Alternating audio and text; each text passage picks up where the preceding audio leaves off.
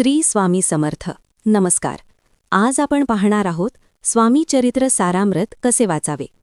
ज्या प्रकारे गुरुचरित्र पुस्तकात संपूर्ण दत्तगुरूंचे जीवनचरित्र आहे, दत्तगुरूंचा जन्म कसा झाला, तसेच हे आहे स्वामी चरित्र.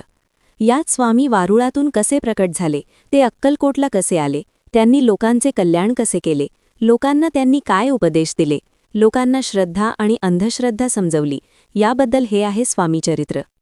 तर हे कसे वाचावे. यात एकूण 21 अध्याय आहेत. तुम्ही रोज क्रमाने 3-3 अध्याय वाचावे. अशा प्रकारे 7 दिवसात 21 अध्याय वाचून होतील. आता तुम्ही हे पहिल्या दिवशी अध्याय 1, 2, 3, लगेच दुसऱ्या दिवशी अध्याय 4, 5, 6 असे वाचा. 7व्या दिवशी अध्याय 19, 20, 21 पूर्ण होतील. यासाठी कोणतेही नियम नाहीत, त्यामुळे तुम्ही रोज क्रमाने 3 अध्याय वाचत राहा. जर तुम्हाला स्वामी चरित्र सारामृत पुस्तक हवे असेल तर कमेंटमध्ये लिंक आहे, तेथून खरेदीसाठी ऑर्डर करू शकतात. अक्कलकोटच्या स्वामी महाराजांची न चुकता दररोज सेवा करणे. कोट्यावधी भाविक आहेत. अनेक जण स्वामींशी घरातील सदस्य असल्याप्रमाणे संवाद साधतात. आनंद दुःख स्वामींना सांगतात, अडचणी समस्या सांगतात. यश प्रगती झाली तर स्वामीचरणी अर्पण करतात. स्वामींचीच ही कृपा आहे अशी भावना कायम ठेवून स्वामी सेवा अविरतपणे सुरू ठेवतात. स्वामींवर सगळी काळजी चिंता सोडून आपण आपले कर्तव्य काम अगदी प्रामाणिकपणे अनेक जण करत असतात.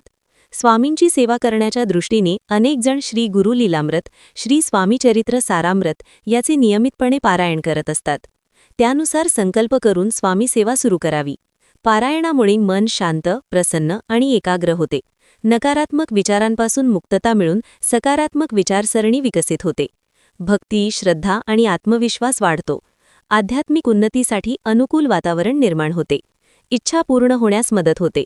संकटांवर विजय प्राप्ती आणि जीवनातील अडचणी दूर होतात. कुटुंबात सुख समृद्धी आणि प्रेमभाव वाढतो.